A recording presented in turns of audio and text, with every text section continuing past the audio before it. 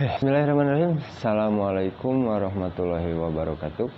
Siswa-siswi kelas 12, semoga kita semua diberikan kesehatan oleh Allah Subhanahu wa taala, terutama dari musibah yang sedang melanda dunia, yaitu COVID-19 ya. Oke, kemarin kita sudah bahas tentang hukum menikah dengan mahram ya, atau laki-laki atau pasangan atau lawan jenis yang tidak boleh dinikahi. Nah, dari pembahasan kemarin, sebelum kita lanjut ke materi selanjutnya, yaitu tentang rukun nikah, kita akan jawab dulu, bahas dulu tentang ada beberapa pertanyaan kemarin. Dari materi yang kemarin ada beberapa pertanyaan. Yang pertama, Assalamualaikum, punten Pak Abdi bade tumaros tentang materi tadi. Contoh, ayah seorang lelaki yang sudah memiliki istri, kemudian di suatu hari dia tidak sengaja melihat ada seorang perempuan yang hendak bunuh diri. Kemudian dia berusaha menyelamatkan wanita tersebut, tetapi wanita tersebut tidak mau diselamatkan jikalau dia tidak mau menikahinya, karena wanita tersebut sudah kehilangan harapan hidupnya. Jadi apa yang harus Abdi perbuat? Pak, pami Abdi menikahinya, takut istri tidak ridho jika Abdi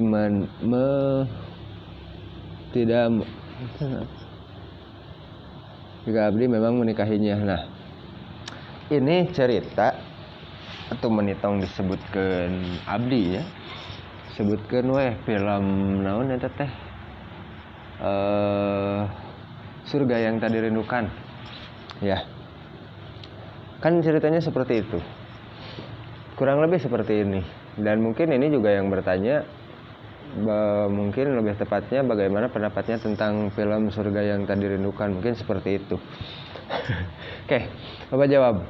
Yang pertama, untuk filmnya ya, untuk filmnya surga yang tak dirindukan itu sebenarnya lebih ke apa ya, bukan menghina tapi mendekati ke sana. Kenapa?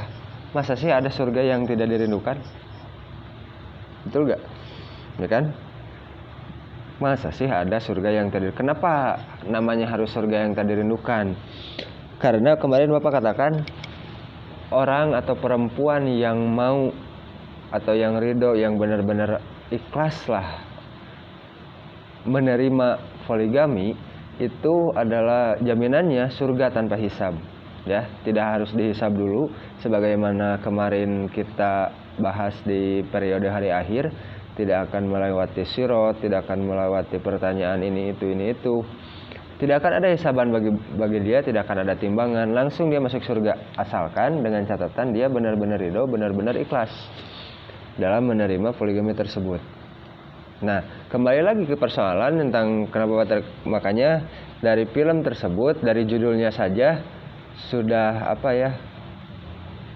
hampir dikatakan menghina, karena tidak ada surga yang tidak dirindukan ya. Hukum ketentuan Allah itu pasti yang terbaik. Contoh gini, perempuan itu sekarang banyak yang mengeluh, jumlah laki-laki dan perempuan sekarang itu kan banyakan perempuan ya kan, banyakan yang mengeluh, banyak katakanlah perawan tua yang susah. Bukan karena tidak ada jodohnya, kebanyakan karena kesalahan pribadi, kesalahan diri sendiri, karena dia lebih fokus dengan karirnya, dengan pekerjaannya, dengan pendidikannya. Yang fokus lah sekolah tapi ke kuliah, geus kuliah teu payu-payu dengan sekolah teuing, kan salah maneh enggak ya kan. Padahal kodratnya perempuan itu untuk di rumah, bukan untuk berkarir. Kumaha sekolah kan mencari ilmu bagus, tetapi kembali kepada kewajiban yang utama ya, jadi tidak keputusan Allah yang boleh seorang laki-laki menikahi perempuan 2, 3, 4 seperti dalam surat An-Nisa ayat 3 itu untuk mengurangi untuk menyeimbangkan lah.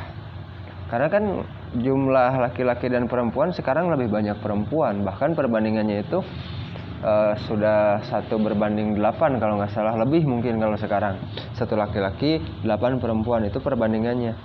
Dan untuk kebanyakan banyak juga yang bilang bahwa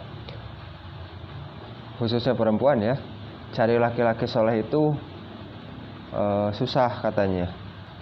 Kalaupun ada sudah laku. Ya makanya Allah sudah kasih jalan keluarnya dengan cara yang tadi ya. Jadi itu pertama tentang filmnya. Kenapa aku katakan film itu dikatakan mendekati lah, mendekati penghinaan ya. Mungkin tapi tidak banyak orang yang tidak banyak orang yang sadar karena lebih membela kaum perempuan. Beda lagi kalau filmnya kalau bentuk menghinanya itu agak jelas ya. Kalau di sana kan tersirat surga yang tak dirindukan. Ya kan, penghinaannya untuk apa? Untuk hukum poligami dalam Islam. Itu penghinaannya. Nah, itu untuk filmnya. Terus bagaimana tentang hukumnya? Apa yang di sini pertanyaannya, jadi apa yang harus abdi perbuat Pak pami abdi menikahinya, takut istri tidak ridho jika abdi memang menikahinya. Yang pertama yang harus diperbuat di dalam film tersebut, ketika dia menemukan perempuan yang mau bunuh diri tersebut, dia bawa ke kantor polisi. Ulah pada hayeuna kudu dinikahi, langsung dinikahi. Jangan seperti itu ya, karena kamu sudah punya istri. Kalau posisinya sudah punya istri, kecuali lamun jomblo keneh mah pek teh teuing ya. Jadi itu yang harus dilakukan pertama ketika dia menemukan wanita yang mau bunuh diri. Dia tidak mau diselamatkan kalau tidak dinikahi, ya bawa saja ke kantor polisi, biar polisi yang mengurusnya, dengan kita ya, biar polisi yang mengurusnya. Meniribet teuing eta mah kabawa ku nafsu, karena aturan poligami tidak seperti itu ya. Jika istri tidak ridho abdi memang menikahinya, matakna jangan jaga eta ya, mending bawa ke kantor polisi, ulah langsung dikawin main kawin kaos kahayam. Oke, kita lanjutkan. Nah, ini pertanyaan bagus ya. Bade naros tentang ta'aruf. Upami di ta'aruf teh Pak aya nusok nyanggakeun cincin emas, nyanggakeun cincin teh nyepang tangan, pamaget nyanggakeun cincin emas ka istri janten, eta teh hukumna wios atau tekenging? Kan teu acan aya akad, teu acan halal. Sareng saterang abdi mah upami pamaget ngangge emas teh haram, upami cincin emas nikah hukumna janten kumaha apa? Oke, kita bahas satu-satu ya. Pertama tentang ta'aruf. Ta'aruf itu kalau diambil dari segi bahasa itu artinya perkenalan. Ya, itu ta'aruf. Caranya seperti apa? Banyak. Contoh seperti kita lah awal yang baru belajar dengan Bapak kemarin, kan Bapak perkenalan di awal tahun ya, yang baru belajar dengan Bapak ta'aruf perkenalan. Terus Bapak menyuruh kalian berkenalan dengan cara berfoto, menulis nama kalian, kelas, terus apalagi kemarin tuh alamat ya, dipoto, dipegang seperti ini, terus diupload sehingga Bapak tahu ini siapa, kan seperti itu. Itu contoh saja. Terus yang itu ta'aruf dari segi bahasa ya. Jadi ta'aruf itu kenalan ya. Ta'aruf itu kenalan. Jadi tapi di urang mah beda. Pedah bahasana bahasa Arab. Jadi istilah nama lamun cek adat urang mah ta'aruf teh disebutna ya, intina mah kenalan keneh sih. Nepungkeun kolot lalaki jeung kolot awewe. Ya, nepungkeun kolot lalaki jeung kolot awewe. Ta'aruf di urang mah biasana gitu. Terus di ta'aruf teh sok nyanggakeun emas, cincin emas cenah. Pamaget nyanggakeun ka istri ka pamaget nyanggakeun ka istri, terus pacabak leungeun kumaha. Kumaha hukum napakan teu kenging teu acan aya akadnya memang teu acan. Nah itu hukum apa namanya memberikan cincin emas itu adalah adat orang barat ya, bukan adat orang Islam. Korban eta tadi disebut korban sinetron teh eta. Da urang mah loba tontonan jadi tuntunan. Jadi ketika kita ta'aruf biasana kalau hanya ta'aruf juga pakai tadi kembali kepada pengertian awal itu hanya berkenalan. Oh, lamun misalkan kenalan baik itu jenisna calon pengantin laki-laki dengan calon pengantin perempuannya ataupun kedua orang tuanya, antara kedua orang tuanya. Kenalan tidak ada apa namanya tidak ada memberikan cincin emas. Eta biasanya disebutnya tunangan atau lamun bahasa Arab namanya ada poho teh tara inget anger. Bahasa Arab nama sarua ada ngan beda ngaran hungkul. Pamag nyanggakeun emas ka istri geus nya. Jadi nyanggakeun emas ka istri teh eta teh satu itu adat orang barat bukan orang Islam. Yang kedua hukumnya memang tidak boleh. Alasannya juga sudah tahu, memang belum ada akad jadi belum halal ya, memang tidak boleh. Karena itu adat orang Arab, adat orang barat bukan orang Islam. Terus sareng saterang abdi mah upami pamaget ngangge emas teh haram, upami cincin emas nikah hukumna kujanten kumaha apa. Memang cincin Bapak sekarang sudah menikah, Bapak tidak pakai cincin. Ya, itu kembali lagi itu adalah hukum bukan hukum, adat orang barat. Ya, adat orang barat bukan orang Islam. Jadi perlu ditekankan laki-laki memang tidak boleh memakai emas apapun bentuknya. Ya, apapun bentuknya. Terlebih apalagi kemarin waktu musim Batu Ali nya kade cincinna ulah tinu emas. Pek resep mah ngan normal lah ulah nepikeun ka meuli 200.000 300.000 komun ka 1 juta sok wajar lah. Resep mah da sarua boga pangaresep. Cuma yang wajar saja ulah nepikeun ka ngajar belaga beh di dieu teh pinuh kabeh dina ramu teh kan teu etis kitu nya, teu pantes lah. Komo lalaki loba ngangge perhiasan itu tidak pantas ya. Jadi kumaha hukumna? Hukum mana teh? Pamaget ngangge emas teh haram, upami cincin emas nikah hukumna janten kumaha apa? Dah henteu eta mah adat orang Arabnya. Jadi biasana can sok aya tukar cincin. Ya eta mah adat orang Arab, urang mah henteu kitu. Bapak enak geus nikah henteu make cincin emas batu alih henteu. Teu make ada nanaonan atuh.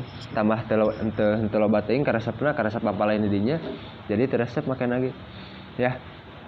Dengan emotnya yang aduh. Rasana teh kumaha gitu lamun make cincin ada yang naon atuh nya. Dina nya ge nya meureun pakekeun hungkulan deui. Kenapa seperti itu? Kenapa Bapak bahas singgung sedikit, kenapa laki-laki tidak boleh memakai emas? Karena di emas itu ada apa namanya? Radiasi yang akan menyebabkan darah kita menjadi kotor.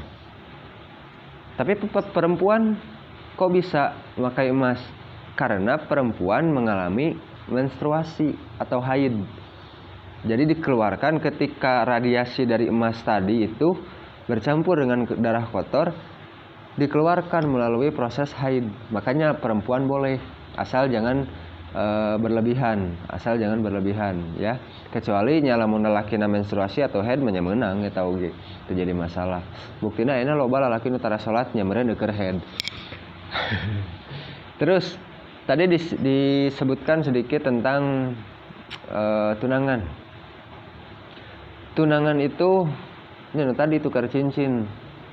Tunangan itu bukan adat kita ya. Adat kita itu ta'aruf, saling berkenalan, tapi tidak ada tukar cincin. Tapi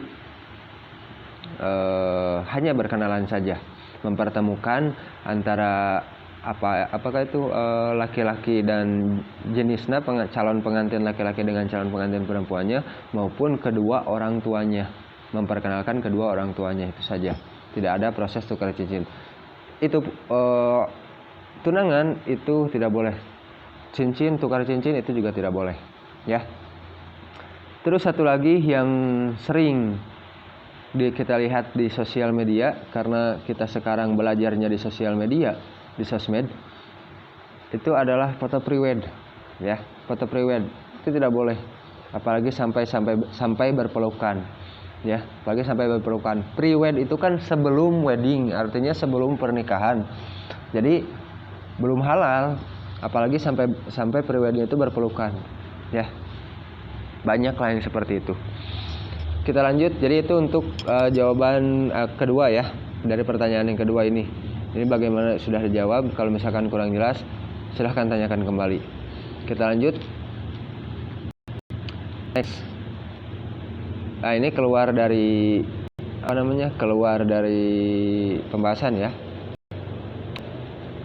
Upamikan di sekolah teh sok aya raja rambut, terus nu rambutna beureum teh dipiwarang di hideungan. Terus abi pernah maca 10 wanita yang tidak akan mencium bau surga, salah sahijina aya anu mewarnai rambut menjadi warna hitam. Teras eta kumaha hukumna, Pak? Pertama,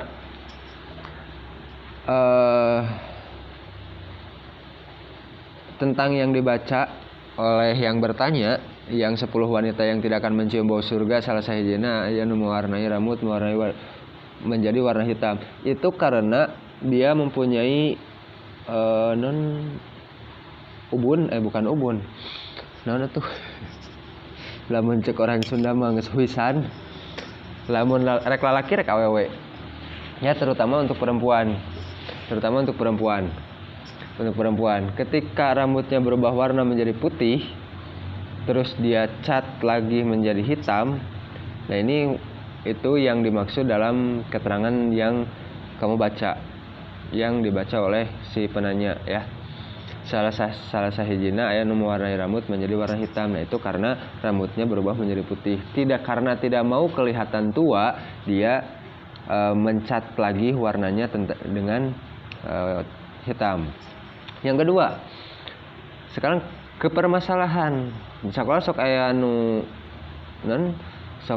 nu rajia rambut, terus rambutna beureum teh dipiwarang di hideungan. Nah, pertanyaanna kunaon buukna buat dibeureumman? Nah, itu yang patut ditanyakan, ya. Jadi Bapak tanyakan ulang, kenapa rambutnya dimerahin? Kalau tidak mau masuk ke dalam kategori 10 wanita yang tidak akan mencium bau surga, yang salah satunya mewarnai rambut dengan warna hitam, pertanyaannya, kenapa kamu rambutnya dimerahin? Nah, itu pertanyaannya. Kalau misalkan merahnya alami, it's okay, no problem, ya kan? Kalau merahnya alami berarti dia tidak menutup aurat. Alasan ayeuna lamun ditanya, nah rambut bisa beureum sorangan kapoean wae kapanasan, berarti tara make tiung. Matakna ditiung. Betul? Kan seperti itu. Da Islam geus lempeng ti baheula lagi kan urang mah mararengkol. Teu nuturkeun jalan, ya. Jadi untuk pembahasannya itu kumaha. Nah, kalau posisinya seperti ini, dari aya rajia pas beureum nitah di hideungan. Lamun urang embung termasuk kana kadinya gunting buukna. Nah, itu solusinya. Terus hukumnya kumaha, Pak? Ya haram.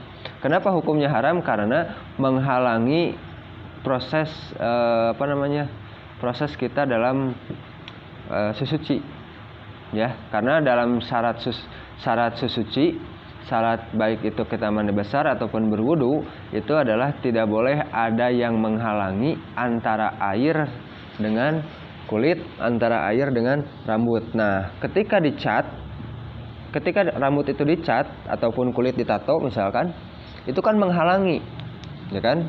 Dan itu proses susucinya itu tidak sah, ya. Itu yang menghalangi, itu alasannya.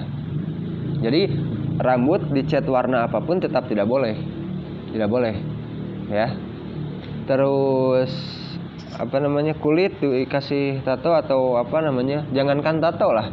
Misal kita habis mengecat tembok, terus si catnya itu ada dalam kulit kita belum tercuci dengan bersih. Pas kita wudhu, ketika selesai sholat baru kelihatan masih ada cat, itu belum sah, ya, karena wudhunya saja tidak sah. Mengerti ya?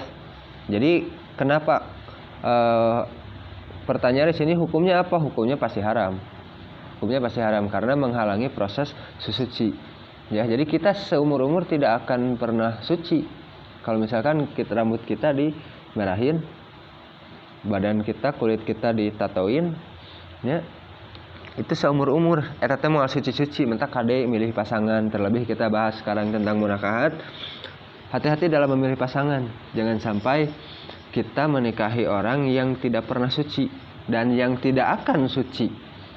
Ya kan, nya lamun tatona teh dihapus moal suci-suci nepi ka maotna oge. Kan seperti itu. Ya kan, lamun buukna enak terus dibeureumman moal suci-suci nepi ka dituna oge. Ngerti? Bisa dimengerti ya. Nah, ini pertanyaan selanjutnya, kumaha upami hukumna kanggo istri nu resep ngageulis nyariosna memantes diri teh kanggo suamina padahal ngan saukur kanggo pusat perhatian nu sanes. Nah, di sini Bapak jawab dengan hadis innamal amalu biniat.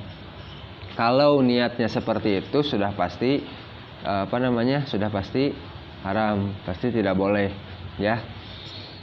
Di sini Bapak kasih gambar dalam chatnya itu, judulnya jaga harga diri. Sebagai muslimah jangankan goyang di sosial media. Kita jalan lenggak-lenggok aja gak bisa mencium bau surga. Artinya gambar ini sebenarnya ditujukan untuk para TikToker ya. Bapak dapat juga dari sosial media. Mungkin yang satu kontak di WA kemarin ketika Bapak update, Bapak bikin ini SW, pada lihat. Nah, kalau misalkan pertanyaan yang tadi itu tergantung dari niatnya untuk suami atau untuk pusat perhatian sanes. Karena walaupun kenapa ditanyakan seperti ini, karena memang masuk akal. Sekarang itu banyak istri yang istilahna ngagelis juga anu bener jang suami nyage teh ka mana-mana cicing di imah, tapi lolobana dipoto diupload sosial media anggar katingali ku batur nyage teh kaluar imah gitu. Nyage teh kaluar imah anggar ada katingali ku batur di sosial media, dan itu bisa menjadi dosa jariyah, ya, bisa menjadi dosa jariyah. Ripuhnya ayeuna mah ripuh. Jadi itu bisa menjadi dosa jariyah apalagi ketika di fotonya itu mengumbar aurat. Selama foto itu tidak dihapus, dia akan menjadi dosa jariyah walaupun dirinya sudah meninggal. Walaupun dirinya sudah meninggal. Nah, kembali ke jawaban tadi yang di bawah. Mana tadi teh? Laletik ya teh hurufna. Jangankan goyang di sosial media, kita jalan lenggak-lenggok aja gak bisa mencium bau surga. Nah, ini artinya ketika seorang tadi melakukan seperti itu, dia tidak akan bisa mencium bau surga wanita tersebut. Padahal harumnya surga itu tercium sampai pohode teringat jauh pokoknya mah, sampai ratusan ribu tahun cahaya bisa kecium. Tapi wanita ini yang melakukan hal seperti tadi yang kita bahas itu tidak akan bisa mencium bau surga. Padahal jarak terciumnya bau surga itu sangat jauh, ya, sangat jauh teh ka ambeuk keneh gitu. Ieu mah teu bisa kabayang jauhna sakumaha. Itu yang ini ditegaskan. Jadi untuk pertanyaan yang ini, pertanyaan kumaha hukumna, ya pasti tidak boleh, ya. Niatna nyantut tadi, lamun niatna geus pasti kitu mah pasti tidak boleh, ya. Next. Pertanyaan selanjutnya, Assalamualaikum Pak, saya Muhammad Rizal Maulana, mau nanya bagaimana tindakan yang baik dan bijak apabila kita melihat muda-mudi yang berpacaran di depan umum. Terkadang saya miris lihat perkembangan akhwat-akhwat yang berjilbab tapi dengan santai berpegangan tangan atau bercanda-canda mesra di suasana umum, misal terminal, bus, bioskop, dan lain-lain. Oke. Hadisna, ketika ini kita bahas kemarin di kelas 2, mungkin yang belajarnya dengan Bapak di kelas 11 pernah Bapak sebutkan hadisnya. Ketika kamu melihat suatu kemungkaran, ini kan kemungkaran, ya kan? Ini kan kemungkaran. Pacaran itu sesuatu yang mungkar. Apabila kita melihat muda-mudi yang berpacaran di depan umum, posisinya kumaha? Yang jelas apa yang harus kita, bagaimana tindakan yang baik dan bijak. Tindakan yang baik dan bijak yang pasti bukan iri apalagi cemburu, komo lamun hayang nurutan mah, itu bukan tindakan yang baik dan bijak. Terkadang miris lihat perkembangan. Jadi hadis natek ini suatu, perjelas dulu, ini suatu kemungkaran. Ketika kita melihat suatu kemungkaran, rubah dengan tangan kamu. Artinya kita rubah dengan tindakan, carek langsung. Ini ingki carek, usir, minimal usir lah tong didinya. Lalu misalkan di lembur urang di jalan, di pos misalkan atau di mana si jalan, carek, usir, komo lamun hadapun imah urang mah. Tapi tentu dengan tutur kata yang baik dan sopan, jangan seenak-enaknya, ya. Yang itu kalau misalkan mampu. Jika tidak mampu dengan tindakan, dengan dengan ucapan. Maksudnya dengan ucapan itu ketik besoknya omongan lalakina hungkul atau omongan awena hungkul, mana nu urang nu wawuhna gitu. Mana nu urang nu wawuhna omongan salah sahiji atau lembur urangna lah nu urang nu wawuhna omongan, tapi entong pas harita gitu. Itu maksudnya dengan cara ucapan. Teu mampu keneh ingkar we dinu hate. Ya Allah terido ninggal jelema itu duaan bobogohan, tapi ingkar dinu hate eta teh ya orang yang paling lemah keimanannya gitu. Orang yang paling lemah keimanannya, ya. Jadi tindakan yang baik dan bijak ketika kita melihat orang yang berpacaran tadi, sanggup kuleungeun, artinya dengan tindakan carek harita keneh. Yang kedua, apabila tidak mampu dengan tindakan, dengan ucapan. Ucapan ini maksudnya ketika nanti sudah tidak berpacaran, ke omongan salah sahijina atau dua nana dalam keadaan terpisah. Jangan seperti itu. Kalau mau di mana dengan tutur kata yang baik dan sopan. Yang ketiga dengan ingkar dengan hati. Dengan hati ya, ingkar dengan hati kita. Tapi itu adalah selemah-lemahnya iman. Terkadang saya miris lihat perkembangan akhwat-akhwat yang berjilbab tapi dengan santai berpegangan tangan atau bercanda-canda mesra di suasana umum. Misal terminal bus atau bioskop. Nah, pertama, kalau misalkan kamu miris lihat perkembangan akhwat-akhwat yang berjilbab tapi dengan santai berpegangan tangan dengan yang contoh tadi di terminal bus atau bioskop, pertama, kamu jangan melihat mereka. Nyatong indit ke terminal bus, tong indit ke bioskop. Nyalamun bisa nyebutkan berarti mahna sok indit ke bioskop. Kan gitu. Ya. Jadi kalau misalkan benar miris, tong dilakukan kumane gitu.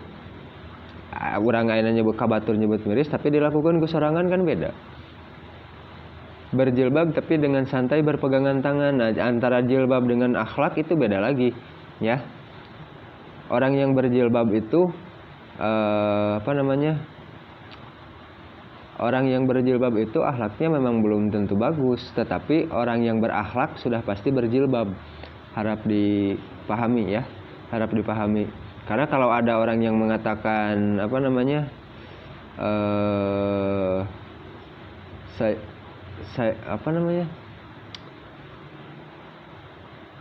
saya baik tetapi belum berjilbab, itu sudah sangat salah ya.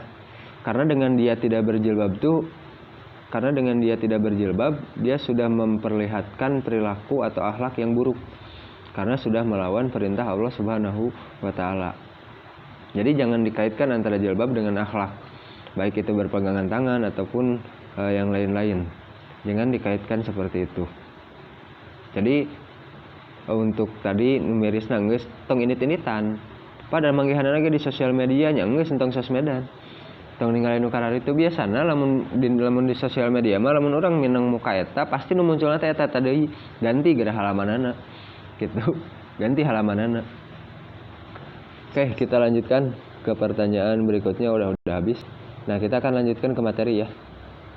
Sekarang kita lanjut ke materi. Oke, salah.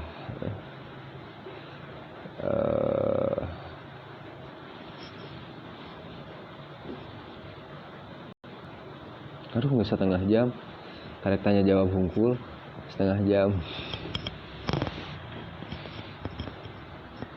Berarti nggak bahas pembahasannya, materinya setik. Aduh.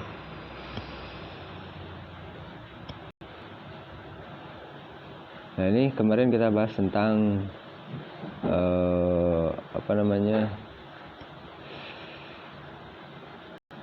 tentang mahram ya. Mahram dan apa kemarin teh? Hukum nikah. Nah, kita lanjutkan kepada rukun dan syarat pernikahan. Para ahli fikih berbeda pendapat dalam menentukan rukun dan syarat pernikahan. Perbedaan tersebut adalah dalam menempatkan mana yang termasuk syarat dan mana yang termasuk rukun. Jumhur ulama, sebagaimana juga mazhab Imam Syafi'i, mengemukakan bahwa rukun nikah ada 5, seperti di bawah ini. Nah, kebanyakan jumhur ulama itu maksudnya kebanyakan ulama berpendapat bahwa rukun nikah itu ada 5. Yang pertama adalah calon suami. Syarat-syaratnya sebagai berikut. Bukan mahram si wanita. Calon suami bukan termasuk yang haram dinikahi karena adanya hubungan nasab atau sepersuan seperti mana yang sudah kita bahas kemarin. Ya. Calon suami atau calon pengantin suami, pengantin laki-laki lah. Yang kedua, syaratnya itu orang yang dikehendaki, yakni adanya keriduan dari masing-masing pihak. Dasarnya adalah hadis. Dasarnya mana tadi? Adalah hadis dari Abu Hurairah. Dan dia tidak boleh seorang gadis dinikahkan sehingga ia diminta izinnya. Jadi tidak boleh dinikahi kecuali dengan izinnya. Ya, ridho sama ridho lah. Kumaha anu istilahna teh anu dijodohkeun. Anger kudu ridho heula budak duanana. Lamun karena hutang kolotna teu meunang. Ya. Yang ketiga, syaratnya itu muayyan, beridentitas jelas. Harus ada kepastian siapa identitas mempelai laki-laki yang menyebut nama atau sifatnya yang khusus. Apalagi orang komo ayeuna loba berawal dari sosmed ya. Pertama, makanya kalau misalkan kalau dia ngajak main, sebelum ajak main khusus untuk perempuan, apalagi wanita berkenalan dengan laki-laki di sosial media yang tidak kita kenal, sebelum kamu mau diajak main, kamu harus ajak dulu ke rumahnya, bukan ke rumahmu, ke rumahnya, supaya identitasnya jelas ya, karena kamu itu adalah perempuan. Nah, sekarang calon pengantin perempuan atau calon istri, syaratnya bukan mahram si laki-laki tentunya, terbebas dari halangan nikah. Misalnya halangan nikah di sini masih ada dalam masa idah atau berstatus sebagai istri orang. Nah, lamun suami orang menang, coba pauge lamun istri orang itu menang, ya. Itu syaratnya. Jadi syarat untuk calon pengantin perempuan bukan mahramnya laki-laki seperti yang kita bahas kemarin. Yang kedua, terbebas dari halangan nikah. Misalnya perempuan itu setelah bercerai itu ada masa idah kurang lebih 3 bulan atau 100 hari. Ya. Yang ketiga, rukun nikah itu adalah wali, yaitu bapak kandung mempelai wanita, penerima wasiat atau kerabat terdekat, dan seterusnya sesuai dengan urutan ashabah wanita tersebut, atau orang bijak dari keluarga wanita atau pemimpin setempat. Nah, kita urutkan satu-satu. Wali di sini yang pertama adalah bapak kandung, jelas, ya. Itu yang pertama. Jika bapak kandung sudah tidak ada, penerima wasiat atau kerabat terdekat biasanya yang menjadi itu adalah kakak laki-laki, ya. Kakak laki-laki dari nasab ayah terlebih dahulu. Misalkan kalau ibunya itu menikah 2 kali. Dia lahir dari ayah yang pertama. Ayah pertama meninggal, dia menikah ketika ibunya mempunyai ayah kedua. Nah, yang berhak menjadi walinya itu adalah kakak, kalau dia punya kakak ya, atau kerabat terdekat dari nasab ayah yang pertama. Itu harap dimengerti. Disini sesuai dengan urutan ashabah wanita tersebut. Nah, jadi diambilnya dari dari nasab laki-laki, nasab ayahnya terlebih dahulu. Atau orang bijak dari keluarga wanita, orang bijak. Pilihlah dari orang bijak. Arek adi berarti bisa, asalkan geus bener. Atau pemimpin setempat, biasana nu dicokot teh kokolot atau ustad atau ajengan.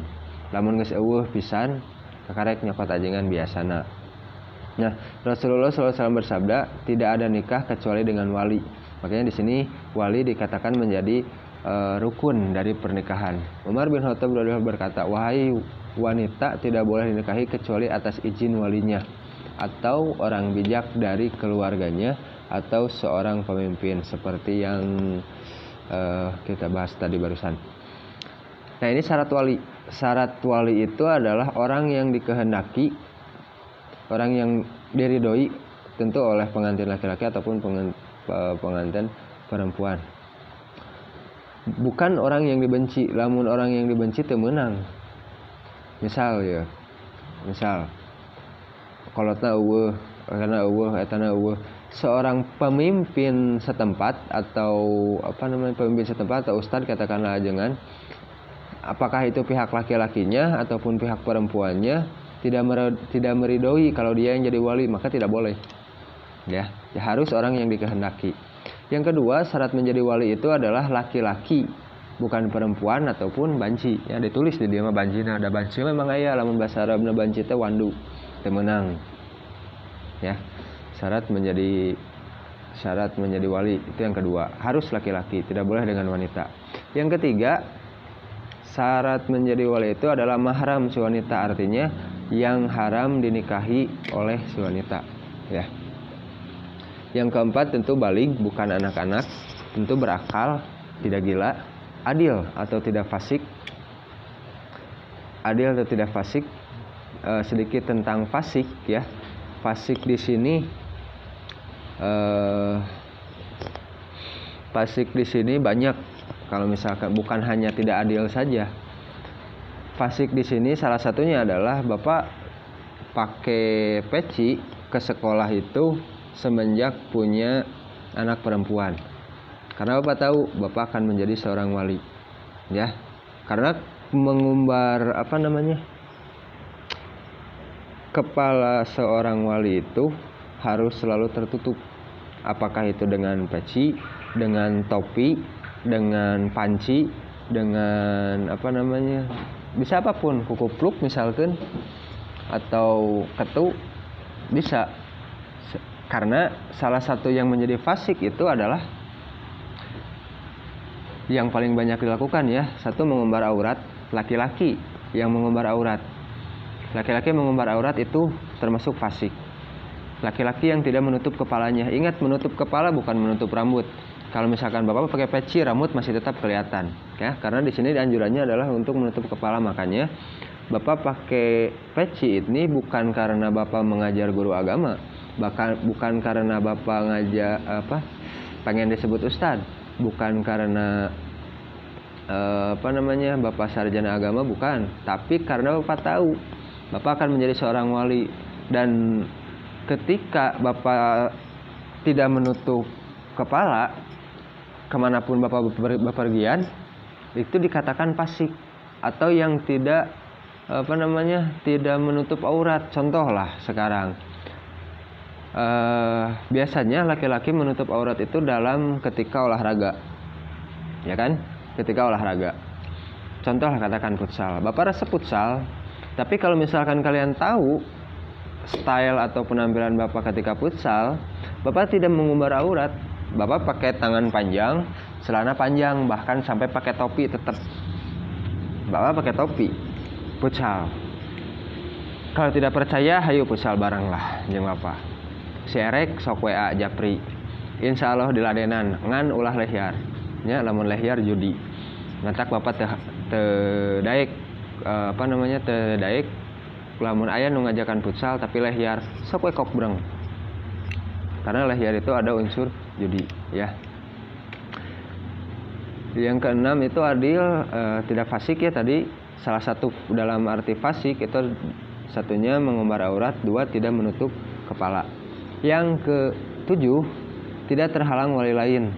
Tidak terhalang wali lain itu maksudnya adalah ketika ayah kandungnya masih ada, jangan diganti walinya dengan pemimpin setempat ya, sok kukolotna heula. Oke. Yang kedelapannya tidak buta, tidak berbeda agama, tidak buta jelas ya, tidak artinya bisa melihat. Yang kesembilannya tidak berbeda agama, tentu harus ya. Makanya ketika kita menikah dengan dengan wanita yang non muslim, itu harus sebenarnya bukan hanya pengantinnya saja yang harus agama Islam, tetapi satu keluarganya ya, kalau bisa. Tapi kalau misalkan hanya pengantinnya saja boleh, berarti walinya itu jangan dengan ayahnya, tapi dengan pemimpin setempat. Yang ke-10 itu merdeka bukan budak. Kalau masalah merdeka bukan budak, kalau sekarang tidak ada yang namanya budak ya, tidak ada yang semuanya merdeka. Yang keempat, rukun nikah itu adalah 2 orang saksi. Nah, 2 orang saksi ini biasanya sini ada dalilnya dulu. Dan persaksikanlah dengan 2 orang saksi yang adil di antara kalian. Syarat saksi satu berjumlah 2 orang, bukan budak, bukan wanita, dan bukan orang fasik sebagaimana yang sudah kita bahas. Yang kedua, tidak boleh merangkap sebagai saksi walaupun memenuhi kualifikasi sebagai saksi. Tidak boleh merangkap sebagai saksi. Artinya di dalam mana ayah hiji nggak saya anggap 2 tuh bisa ya. Yang ketiga, sunnah dalam keadaan rela dan tidak terpaksa, daik ridho bener ikhlas ya, sok sanajan teu dibere amplop tungtungna. Itu syarat menjadi saksi. Yang kelima, ijab qabul sigoh, perkataan dari mempelai laki-laki atau wakilnya ketika akad nikah. Syarat sigoh adalah sebagai berikut. Nah, syarat ijab qabul tidak tergantung dengan syarat lain. Yang kedua, tidak terikat dengan waktu tertentu, boleh dengan bahasa asing, dengan menggunakan kata tazwij atau nikah. Jadi yang paling penting dalam sigoh ini tidak tergantung dengan syarat lain, tidak ada syarat khusus lah ya, tidak terikat dengan waktu tertentu, bebas lah jambara oge. Boleh dengan bahasa asing, bisa dengan bahasa Sunda, bahasa Indonesia, ku Arab oge bisa. Dengan menggunakan kata tazwij atau nikah, tidak boleh dalam bentuk kinayah atau sindiran. Jadi kudu jelas ya, karena kita membutuhkan niat, sedang niat itu sesuatu yang abstrak. Qabul harus dengan ucapan qabil tu nikaha atau tajwijaha, dan boleh didahulukan dari ijab. Harus nyambung, kudu nyambung antara ijab jeung qabul. Jadi pas cek walina dibayar kontan, cek panganten lalakina langsung disambung kontan narima atau tarima gitu, lamun bahasa urang mah. Lamun bahasa Indonesia saya terima kan seperti itu. Jadi syarat dari sigoh itu ada 5, tidak tergantung dengan syarat lain, tidak terikat dengan waktu tertentu, boleh dengan menggunakan bahasa asing, tidak harus bahasa Arab, dengan menggunakan kata tazwij atau nikah. Jadi ulah naon ya, kan cek wali teh saya nikahkan, nah itu jelas, itu betul ya. Ulah jangan seperti ini, saya persatukan kalian berdua. Nah, tidak boleh seperti itu. Persatukan itu kan mempunyai kudu boga niat, nah kudu aya niat. Sindiran itu termasuknya sindiran atau kinayah, dan itu membutuhkan niat itu sesuatu yang abstrak yang tidak bisa diwujudkan ya. Terus yang kelimanya qabul, harus dengan ucapan qabil tu nikah, atau mencek bahasa orang mah saya terima nikahnya atau terima abdi nikah. Nah, itu mungkin yang bisa kita bahas karena waktunya sudah terlalu panjang, sudah 44 menit ya, karena tadi kita 30 menit bahas tanya jawab, tapi nggak apa-apa, lebih baik seperti itu, bahas materinya kita sedikit-sedikit. Oke, untuk yang mau bertanya, Bapak persilahkan bisa di chat pribadi ataupun di komenan komenan classroom, boleh silahkan. Cuma yang lebih pasti di chat pribadi saja. Ya, kalau tidak punya WA Bapak silahkan tanya ke wali kelas masing-masing. Silahkan kalau misalkan di Classroom, di komentar Classroom takutnya tidak ada notifikasi dan tidak terperiksa ya. Itu saja yang bisa Bapak sampaikan. Untuk tugasnya Bapak tanya pertanyaannya itu mana ya?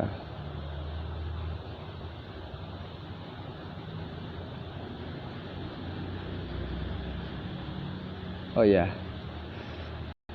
Untuk laki-laki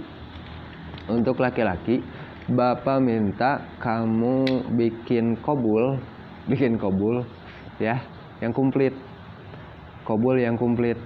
Tulis di jawaban. Jadi untuk laki-laki kamu bikin kobul. Ijab itu oleh wali, kobul oleh oleh pengantin laki-lakinya, anggap pelatihan lah, jangan lelaki. Nah, untuk perempuannya itu berarti